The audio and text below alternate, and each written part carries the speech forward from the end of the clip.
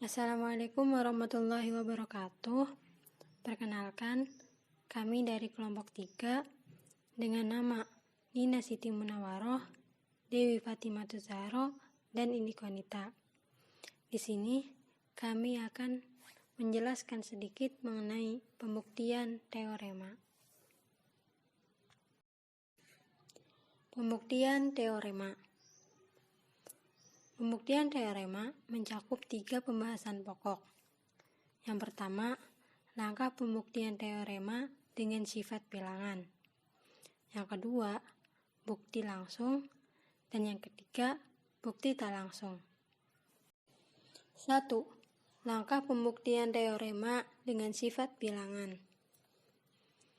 Pembuktian menggunakan sifat bilangan. Teorema pertama sejalan dengan sifat bilangan, yaitu sifat refleksif, simetri, dan transitif, yang juga berlaku pada kongruensi segmen dan sudut. Pada tabel di sini, kongruensi sudut refleksifnya, sudut A kongruen dengan sudut A. Simetriknya, jika sudut A kongruen dengan sudut B, maka sudut B kongruen dengan sudut A.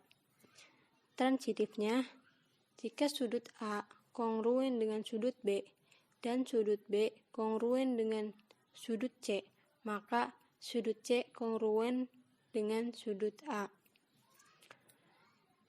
Kongruensi segmen. Refleksifnya, segmen AB kongruen dengan segmen AB.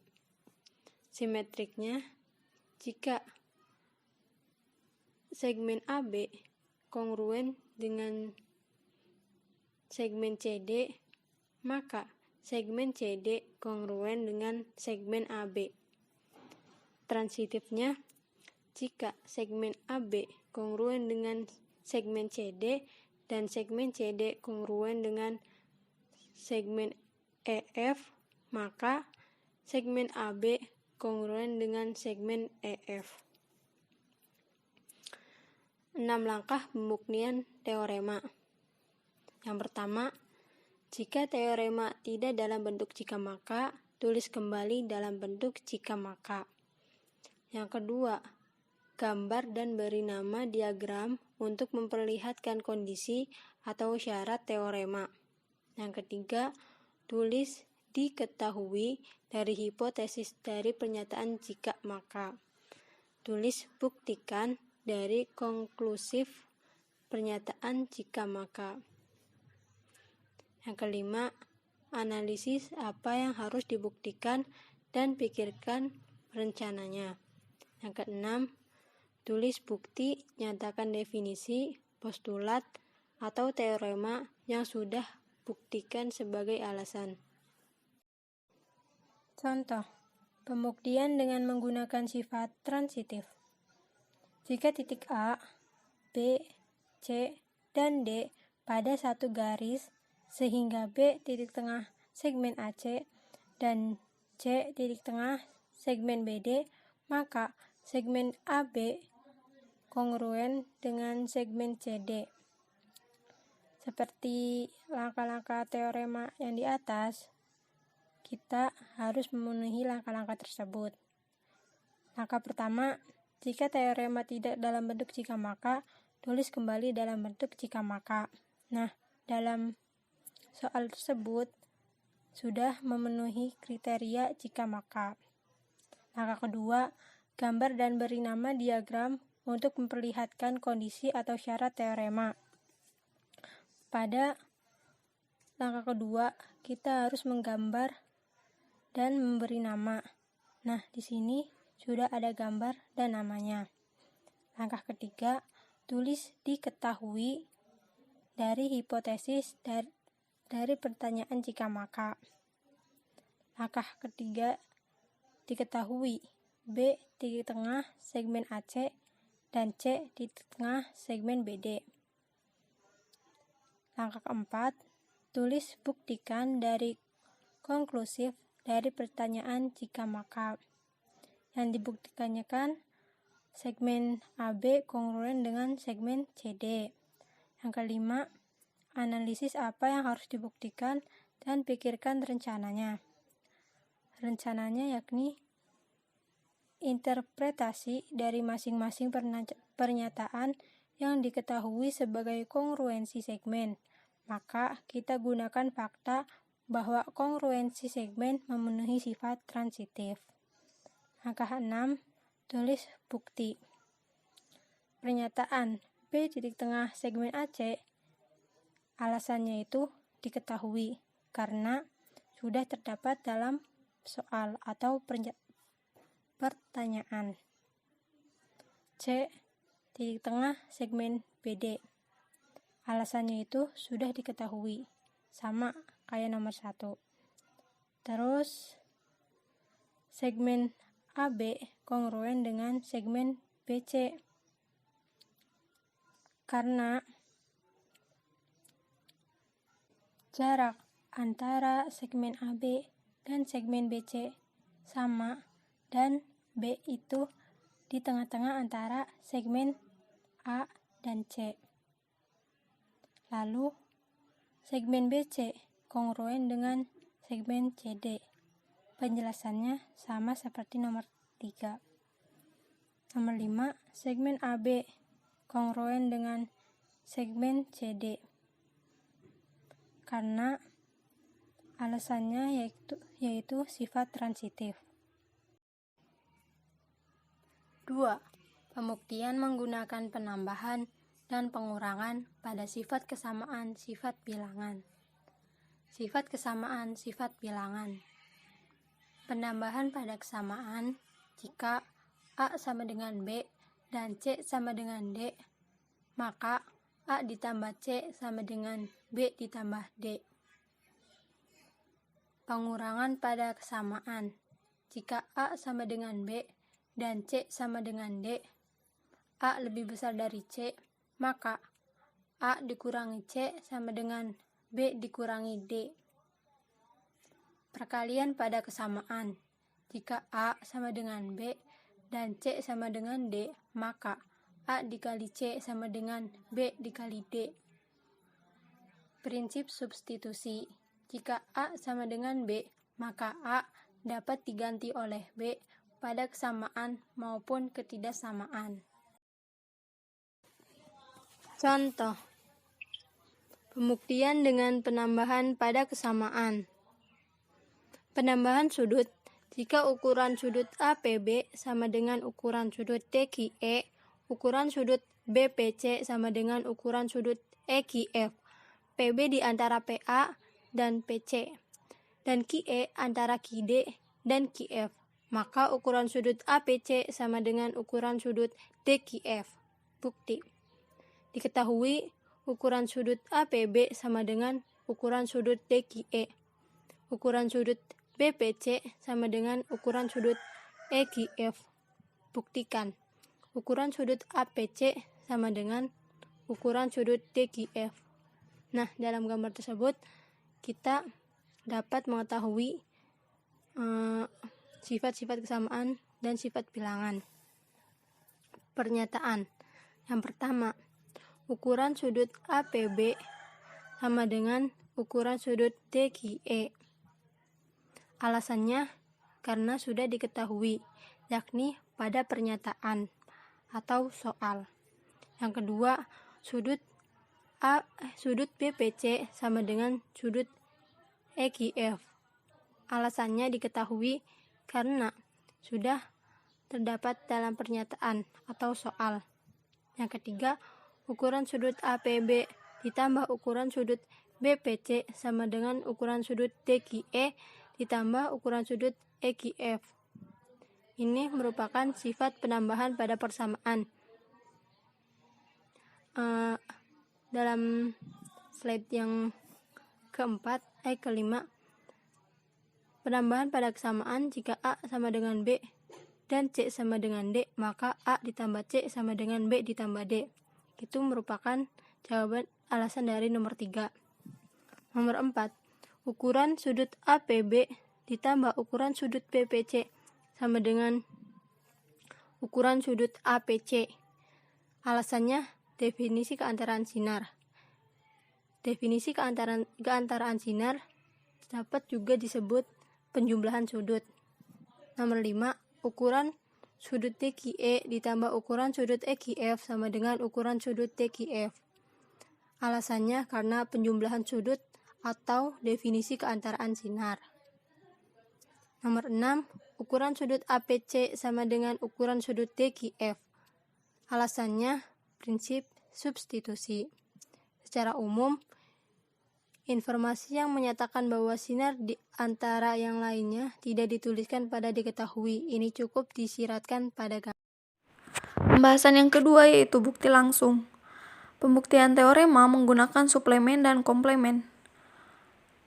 Sudut dikatakan saling komplemen ketika dua sudut yang jumlah ukurannya 90 derajat.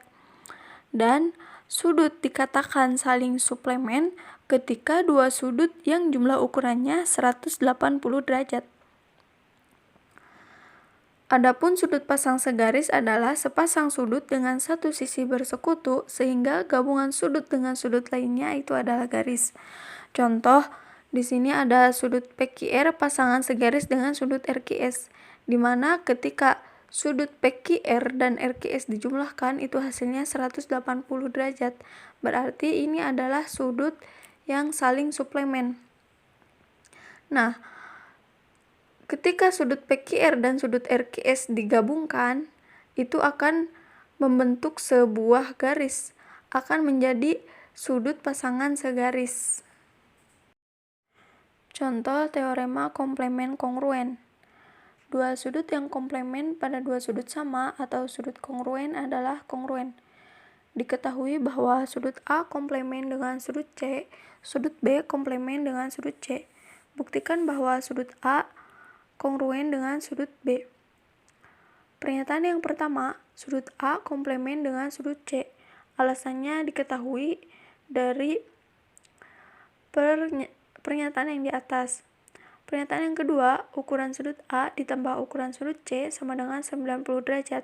Alasannya definisi komplemen, di mana definisi komplemen itu ketika dua sudut dijumlahkan, hasilnya menjadi 90 derajat. Pernyataan yang ketiga, sudut B komplemen dengan sudut C. Alasannya diketahui. Pernyataan yang keempat, ukuran sudut B ditambah ukuran sudut C sama dengan 90 derajat. Alasannya definisi.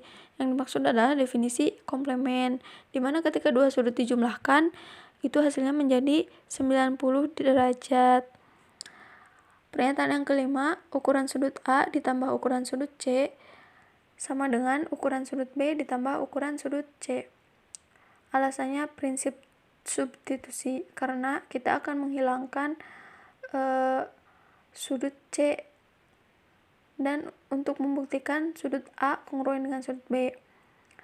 Nah, di pernyataan yang keenam, ukuran sudut A sama dengan ukuran sudut B. Alasannya sifat pengurangan, karena dalam pernyataan yang kelima itu terjadi prinsip substitusi di mana sudut C itu dihilangkan, sama-sama dihilangkan menjadi ukuran sudut A dan ukuran sudut sama dengan ukuran sudut B. Di pernyataan yang ketujuh, sudut A kongruen dengan sudut B. Alasannya definisi kongruen, di mana ketika sudut A dikomplemenkan dengan sudut C, itu kan sama-sama hasilnya 90 derajat. Berarti sudut A itu kongruen dengan sudut B. Maka terbuktilah bahwa sudut A kongruen dengan sudut B. Contoh teorema suplemen kongruen. Dua sudut yang suplemen pada dua sudut sama atau sudut kongruen adalah kongruen. Perhatikan gambar segitiga tersebut. Diketahui bahwa sudut A kongruen dengan sudut D, sudut 1 kongruen dengan sudut 2, segmen AB kongruen dengan segmen CD. Buktikan bahwa segmen BE kongruen dengan segmen CE. Pernyataan pertama, sudut A kongruen dengan sudut D. Alasannya diketahui. Diketahui dari mana? Diketahui dari soal. Pernyataan yang kedua, segmen AB kongruen dengan segmen CD. Alasannya juga sama diketahui. Pernyataan yang ketiga, sudut 1 kongruen dengan sudut 2. Alasannya sama diketahui dari soal. Pernyataan yang keempat, sudut 1 dan sudut 3 itu suplemen. Alasannya pasangan segaris. Dimana ketika sudut 1 dan sudut 3 digabungkan, itu akan menjadi sebuah pasangan segaris. Dan ketika dijumlahkan sudutnya, itu pasti hasilnya 180 derajat. Maka sudut 1 dan sudut 3 itu saling suplemen. Pernyataan yang kelima, sudut 2 dan sudut 4 suplemen. Alasannya pasangan segaris. Sama seperti sudut 1 dan 3, sudut 2 dan 4 itu juga ketika digabungkan menjadi sebuah pasangan segaris, dan ketika dijumlahkan sudutnya pasti hasilnya 180 derajat. Pernyataan yang keenam, sudut 3 kongruen dengan sudut 4. Alasannya teorema suplemen kongruen. Karena tadi diketahui bahwa sudut 1 kongruen dengan sudut 2, pastinya sudut 3 juga kongruen dengan sudut 4. Langkah yang keenam yaitu untuk membuktikan bahwa sudut bertolak belakang itu kongruen. Dimana pernyataan pertama disebutkan sudut 1 dan sudut 3 bertolak belakang. Alasannya diketahui. Sudut 1 di pernyataan yang kedua, sudut 1 dan sudut 2 membentuk pasangan segaris. Alasannya definisi pasangan segaris, dimana ketika sudut 1 dan sudut 2 digabungkan akan membentuk sebuah pasangan segaris. Yang ketiga, sudut 1 suplemen dengan sudut 2. Alasannya postulat pasangan segaris, dimana ketika sudut 1 dijumlahkan dengan sudut 2 itu pasti jumlahnya 180. Maka disinilah terjadi saling suplemen dan juga postulat pasangan segaris sesuai dengan di pernyataan yang kedua. Pernyataan yang keempat, sudut 3 dan sudut 2 adalah pasangan segaris. Ini juga sesuai dengan definisi pasangan segaris. Pernyataan yang kelima, sudut 3 suplemen dengan sudut 2. Alasannya postulat pasangan segaris, sama dengan pernyataan yang ketiga. Pernyataan yang keenam, sudut 1 kongruen dengan sudut 3. Alasannya teorema suplemen kongruen. Nah, sudut 1 kongruen dengan sudut 3 itu dari mana? Kan di pernyataan yang ketiga dan kelima itu kan sudut 1 suplemen dengan sudut 2, sudut 3 suplemen dengan sudut 2. Nah, sudut 2 ini kita bisa sama-sama dicoret. Nah, hasilnya menjadi sudut 1 kongruen dengan sudut 3. Pastinya sudut 1 itu akan kongruen dengan sudut 3. Pembuktian teorema menggunakan sudut bertolak belakang. Sudut bertolak belakang adalah dua sudut yang terbentuk oleh dua garis yang berpotongan. Contoh di sini ada sudut AOB dan sudut COD itu bertolak belakang. Segmen BC dan segmen AD itu berpotongan di titik O. Contoh teorema sudut bertolak belakang. Jika dua garis berpotongan, maka sudut bertolak belakang adalah kongruen.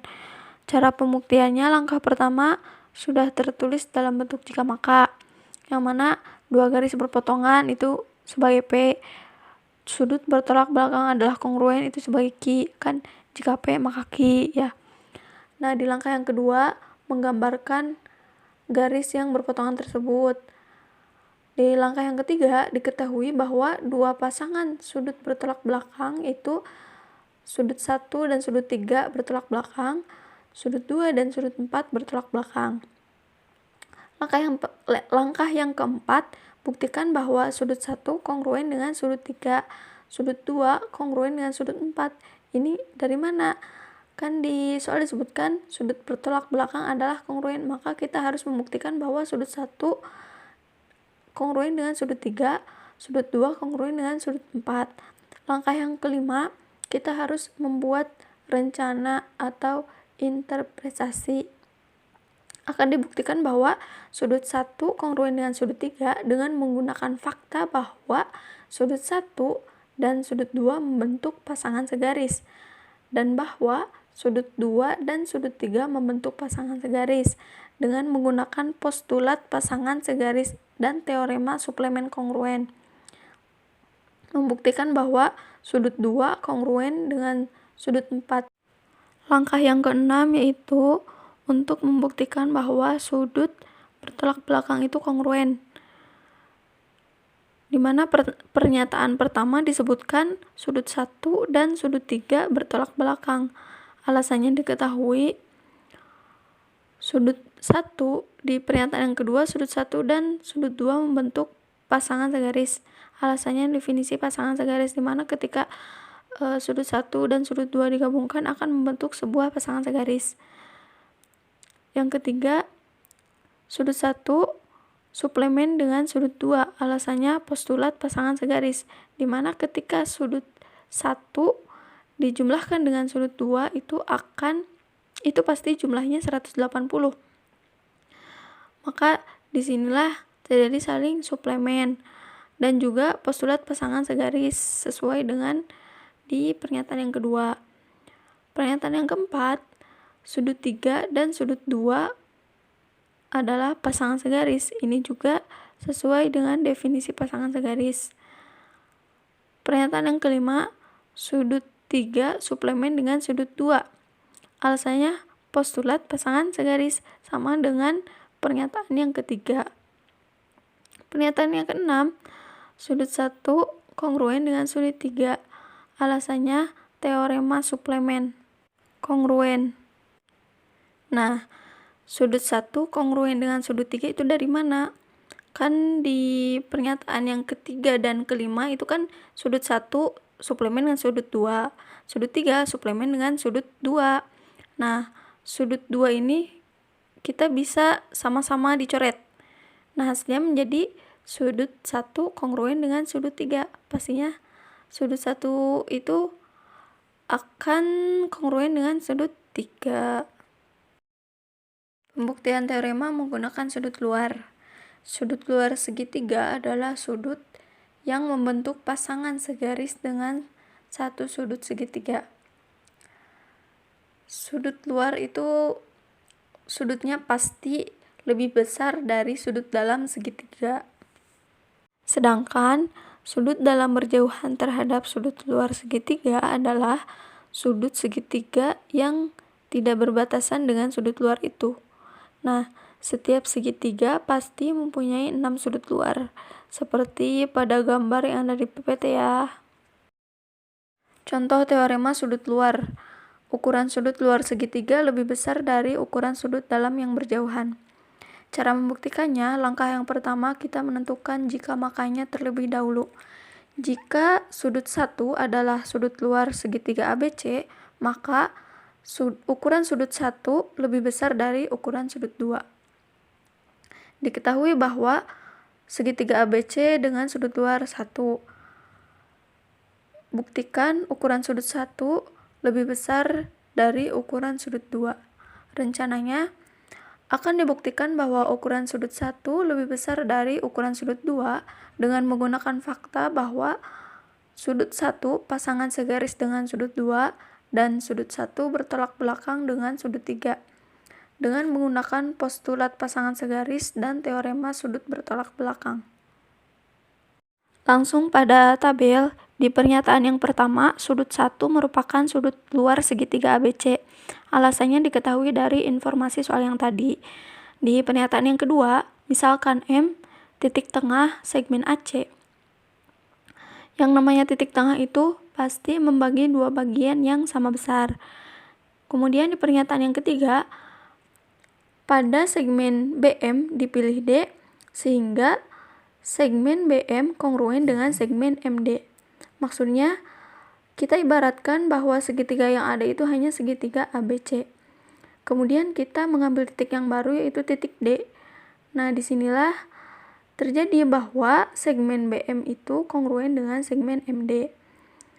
Kemudian di pernyataan yang keempat, Akibat dari pernyataan yang kedua kita mengambil titik tengah, maka segmen AM itu kongruen dengan segmen MC. Alasannya definisi titik tengah. Maksudnya kan tadi di pernyataan yang kedua kita mengambil titik tengah M. Di pernyataan yang kelima, sudut BMA kongruen dengan sudut DMC. Alasannya kongruen karena mereka saling bertolak belakang. Selain itu juga dua sisi yang mengapit sudut tersebut saling kongruen. Nah, di pernyataan yang keenam, segitiga AMB kongruen dengan segitiga CMD. Alasannya sisi, sudut, sisi. Karena kan dua sisi yang mengapit satu sudut itu sama-sama kongruen. Kemudian di pernyataan yang ketujuh yaitu sudut MCD kongruen dengan sudut 2. Ini berdasarkan sifat kekongruenan yang tadi ya. Akibat dari pernyataan tersebut, di pernyataan yang ke-8, ukuran sudut MCD itu sama dengan ukuran sudut 2. Alasannya definisi kongruensi sudut.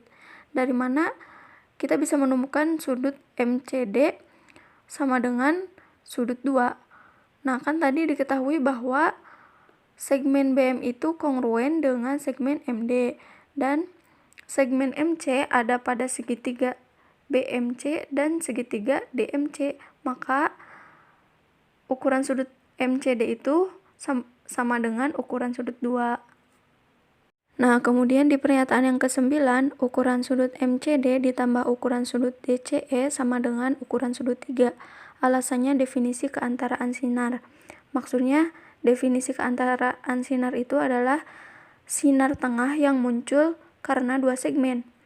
Di sini dapat kita lihat bahwa segmen DC itu berada di antara segmen MC dan segmen EC.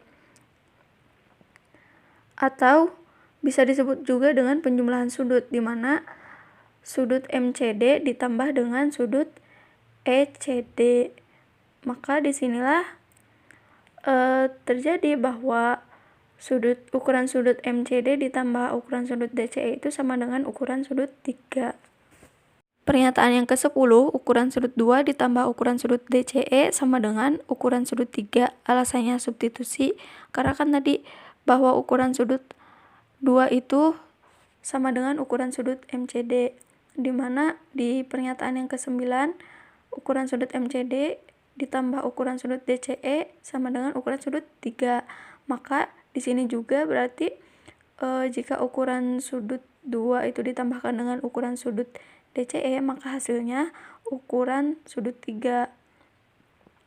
Kemudian di pernyataan yang ke-11, ukuran sudut 3 lebih besar dari ukuran sudut 2. Alasannya definisi lebih besar atau sudut pasangan segaris. Di pernyataan yang ke-11, ukuran sudut 1 sama dengan ukuran sudut 3. Alasannya bertolak belakang, sudut yang bertolak belakang. Maka terbuktilah bahwa ukuran sudut 1 itu lebih besar dari ukuran sudut 2, dimana kan tadi ukuran sudut 3 lebih besar dari ukuran sudut 2. Kemudian ukuran sudut 3 itu bertolak belakang dengan ukuran sudut 1. Berarti terbuktilah bahwa ukuran sudut 1 lebih besar dari ukuran sudut 2. Pembuktian teorema yang ketiga yaitu dengan bukti tak langsung atau indirect proof. Langkah-langkah pembuktian teorema menggunakan bukti tak langsung yaitu: yang pertama, tulis, diketahui, dan buktikan dari hipotesis dan konklusi pertanyaan jika maka. Yang kedua, andaikan negasi dari buktikan tersebut. Yang ketiga, tulis langkah pembuktian yang menuntun pada suatu kontradiksi dengan fakta, teorema, definisi, informasi yang diketahui, dan sebagainya. Yang keempat, simpulkan bahwa pengandaian yang tadi dibuat itu salah. Haruslah buktikan itu yang benar. Kita masuk ke contoh pembuktian dengan bukti tak langsung.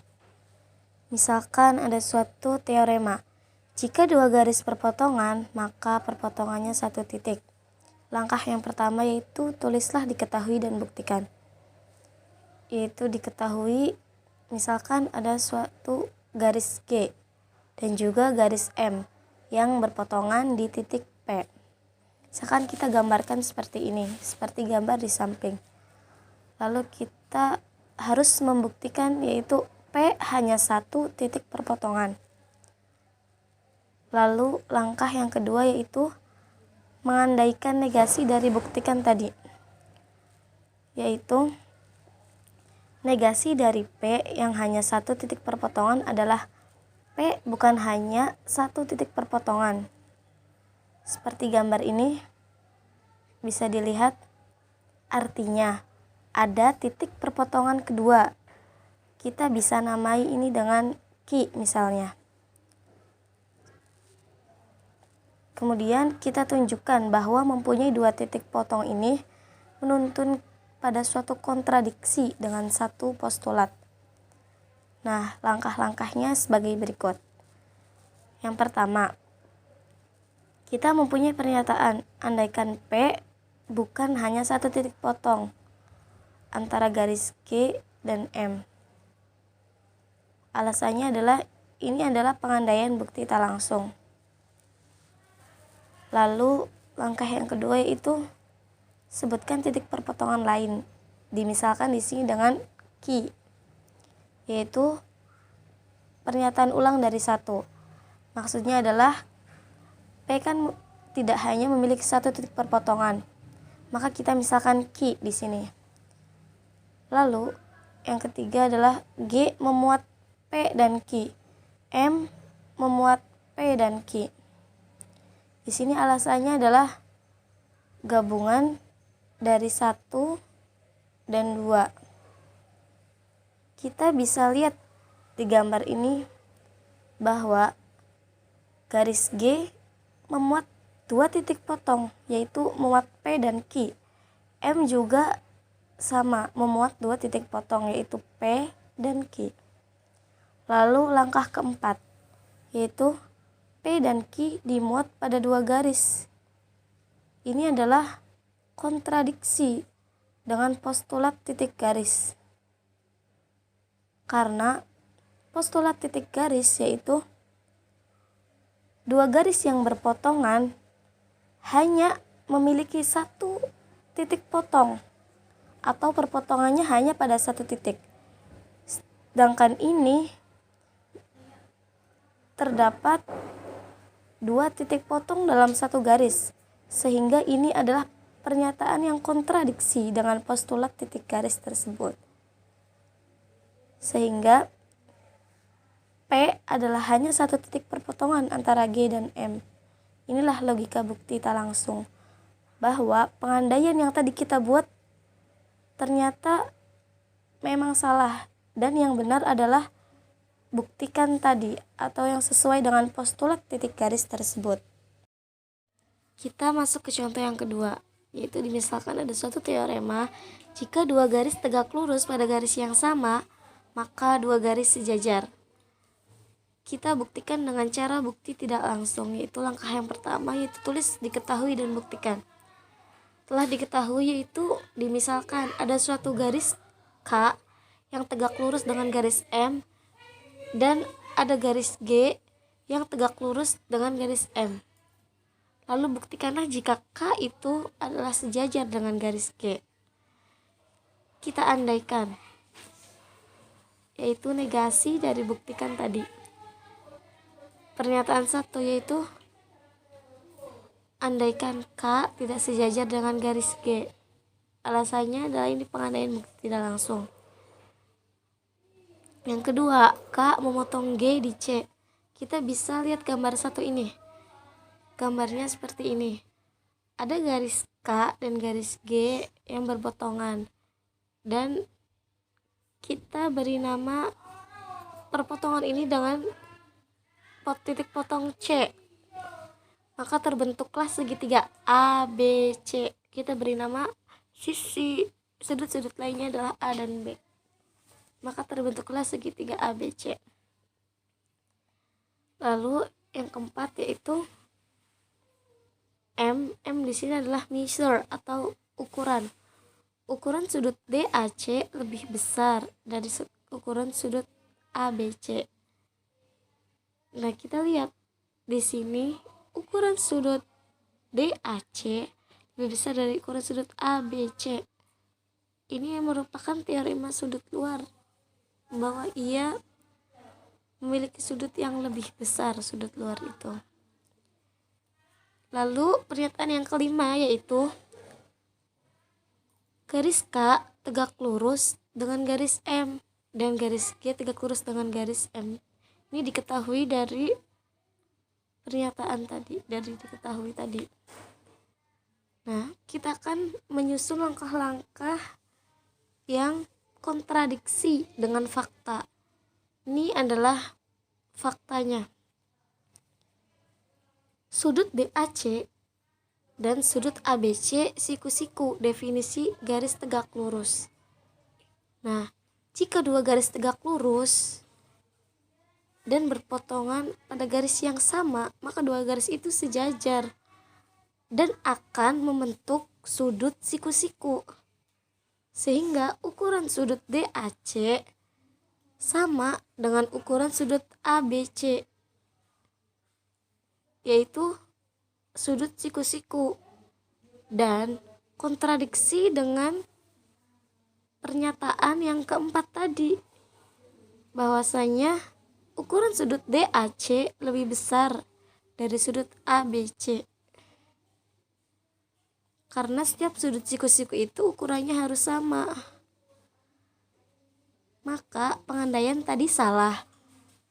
Dan buktikan tadi K sejajar dengan G adalah benar. Karena pengandaian tadi kontradiksi dengan faktanya. Inilah logika bukti tidak langsung.